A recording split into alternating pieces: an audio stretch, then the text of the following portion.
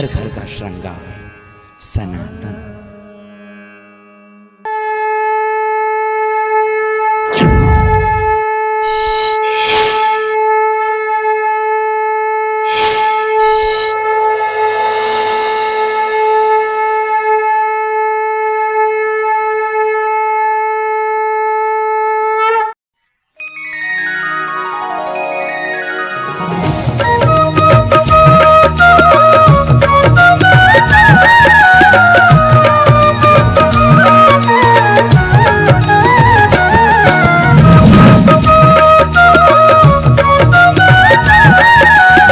मुक्ति के अंदर आपने अपने उस अनुभव को साझा किया है अपने पाठकों के साथ कि जो कितनी अवस्था होगी, मैं ऐसे पूछना नहीं चाहिए, मैं पूछ रहा हूँ जी।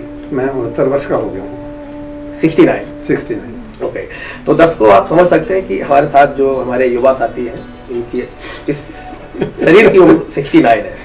युवा इसलिए कह रहा हूं, अगर आपके अंदर वायु नहीं है तो आप वृद्ध हैं, अगर वायु है तो आप युवा है। उसे उल्टा कर दीजिए। जो पिछले भी कार्यक्रम में आपने देखा होगा, मैंने बहुत सारी कहावतों को उल्टा किया है।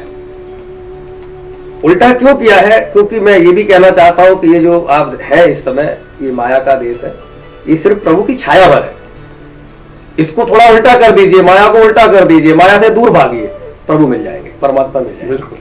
तो आपके अंदर, आपके शरीर की आयु 69 ईयर्स है, बावजूद इसके आप युवा हैं। आप चलकर स्टूडियो तक आए हैं और आपने एक जो मुक्ति का साधन अपने अंतर में अनुभव किया और आपने इस उपन्यास के रूप में हमारे साथ शेयर किया। एक बहुत बड़ा प्रयास, एक बहुत बड़ा अपना योगदान है जो आपने दिया है। और इस मुक्ति को भी हम अपने एक कार्यक्रम है हमारा, उसका नाम है अंतर्बल, और उसमें हम लोगों की जो बेजुबान बातें होती है उसमें शामिल करते हैं। उसमें जो पद का मामला होता है वो तो हम एज ए कवि सम्मेलन के रूप में प्रस्तुत करते हैं, और जो गद्य का मामला होता है उसको फिर हम जीवन रहस्य एक कार्यक्रम है उसमें शामिल करते हैं। तो आपके मुक्ति को मैं पढ़ता हूं, कुछ प्रश्न मैंने पढ़े हैं और उसमें मुझे लगा है कि आपने कि जिस मुक्ति को धर्मगुरु, आध्यात्मिक गुरु अपने तरीके से दूसरे लफ्जों में बयां करते हैं, आपने उसको व्यवहारिक तरीके से मुक्ति के साधनों के बारे में चर्चा की है, व्यवहारिक चीजों को प्रयोग में लाकर। और मैं जहां तक समझता हूं, दर्शकों आप भी समझ रहे होंगे कि एक वो ज्ञान, एक वो बात जो आपके सदगुरु ने, आपके गुरु ने, आपके मालिक ने आपको बताई, कैसे परमात्मा को प्राप्त करें, परमात्मा से जुड़े, वो तो अति आवश्यक है, जरूरी है। लेकिन अगर आपको ये नहीं बताया है उसको व्यवहारिक स्तर पर कैसे महसूस करना है, कई बारी मुझे लगता है हर सदगुरु खोल खोल के बताता है, लेकिन हमारी अवस्था होती है हम नहीं समझ पाते। तो उस अवस्था तक पहुंचने में ये मुक्ति उपन्यास काफी सहायक है। तो इसलिए मैं उस जीवन रहस्य में कोशिश करूंगा कि मुक्ति के कुछ प्रश्नों को शामिल किया जाए।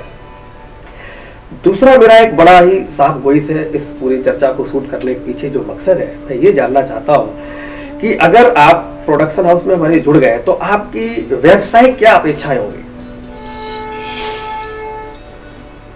कठिन प्रश्न है मेरे लिए, ये उत्तर देना भी उतना ही कठिन है, क्योंकि व्यवसाय तो मैं जानता नहीं हूँ। मैं एक भावना प्रधान व्यक्ति हूँ। अगर आपने मुझे प्यार से एक बार पुचकार लिया तो आप मुझसे जो मर्जी करवा लीजिए, बस एक ही काम नहीं करूंगा, पाप नहीं करूंगा। वो तो आपकी सारी चर्चाओं में, आपकी पुस्तक में, आपके लेखन में शामिल। आप मुझसे जो मर्जी करवा दीजिए। अभी आप कुछ इसकी सीरियल की बात कर रहे थे, मैं आपको बताऊं, मैं एक बार फिर से याद करूंगा वेद मीडिया सॉल्यूशंस के नित्यानंद तिवारी जी की। आपको शायद ये विश्वास ना हो कि इतना बड़ा उपन्यास 360 पेज करीब करीब है। आज के युग में, जैसे अभी आपने कहा, व्यवसाय है, हर जगह व्यवसाय है, कहाँ नहीं है। प्रकाशक भी जब कुछ प्रकाशन के लिए लेता है तो उसकी अपेक्षा होती है मेरी इससे कुछ तो आय हो। बिल्कुल, नहीं तो वो क्यों करे?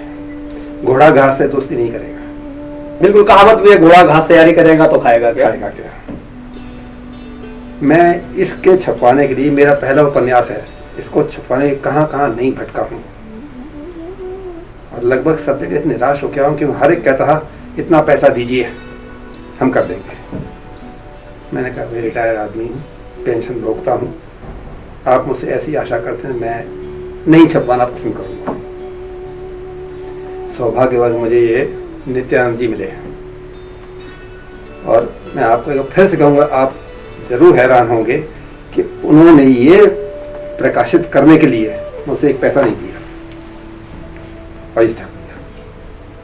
अच्छा, इसको बेचने के बाद, जैसे इसमें जो कीमत मैं देख रहा था 200 रुपए है, 200 रुपए, तो इसको बेचने के बाद जो आय होती है, उस आय में आपको क्या हिस्सा देते हैं? उसमें ऐसा उन्होंने अनुबंध किया था कि पहले वो 500 प्रतियां प्रकाशित करेंगे। उन्होंने मुझसे कुछ लिया नहीं और मुझे दिया भी नहीं, लेकिन अगर इसका दूसरा संस्करण होता है तो उसका 10%, 10% वो मुझे देंगे। बहुत सुंदर। तो दर्शकों, इस बात को, इस पर चर्चा को दिखाने के पीछे एक मकसद हमारा ये भी है। बात मयूर पंख की हो रही है और मयूर पंख लिखने के लिए आप अपने अंतर में चल रहे भजन से जुड़े हमारे साथी, युवा साथी विनय सक्सेना जी हमारे बुजुर्ग साथी हैं। और ये वो साथी हैं, बुजुर्ग का मतलब वृद्ध नहीं होता है, बुजुर्ग का मतलब क्या होता है हम अगले कार्यक्रम में चर्चा करेंगे।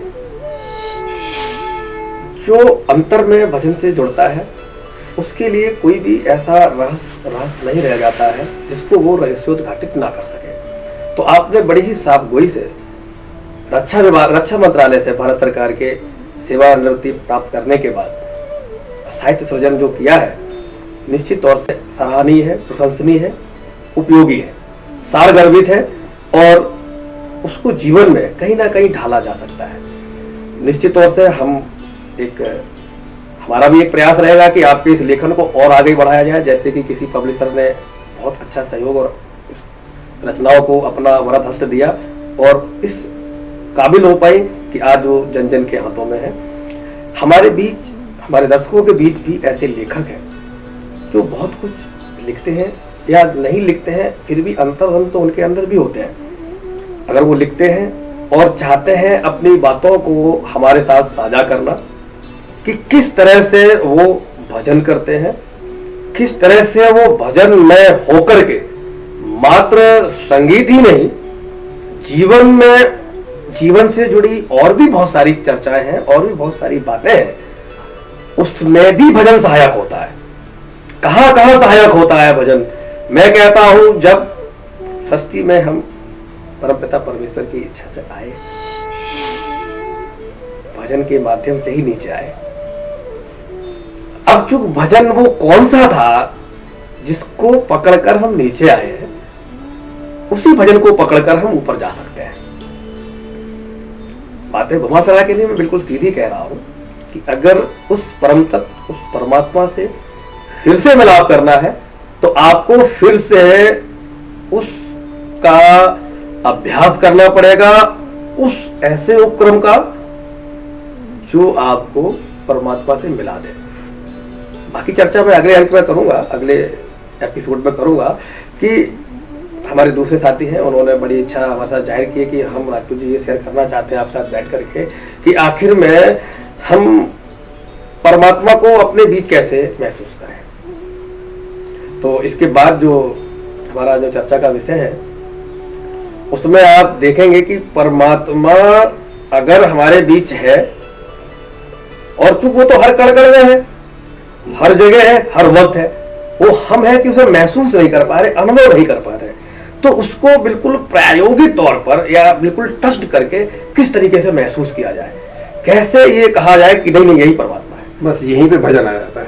और वो भजन की प्रक्रिया क्या है, वो भजन का चरमोत्कर्ष क्या है कि जब हम उस भजन की चरमोत्कर्ष की अवस्था में होते हैं, यानी कि भजन की जो पराकाष्ठा है, भक्ति की जो पराकाष्ठा है, उसको जब हम छू लेते हैं तो स्वतः परमात्मा प्रभु किसी ना किसी एक आकार में प्रकट हो जाता है जो निराकार है। इस पर चर्चा हम अगले एपिसोड में करेंगे। और घड़ी की सैया इशारा आपसे विदा लेने के लिए कह रही हैं, तो बहुत बहुत धन्यवाद आपका विनय सक्सेना जी। आप आए, आपने कौन बनेगा भजन सम्राट की जो एक निर्माण की प्रक्रिया है, चाहे उसमें भजन को लेकर कोई हो या फिर जीवन के किसी और पहलू से जुड़ी हुई बात हो, जो भजन कहीं ना कहीं उसमें उपयोगी है और उसमें सहायक है। बहुत सुंदर। और इसी के साथ जय श्री राम, ओम जनार्दन।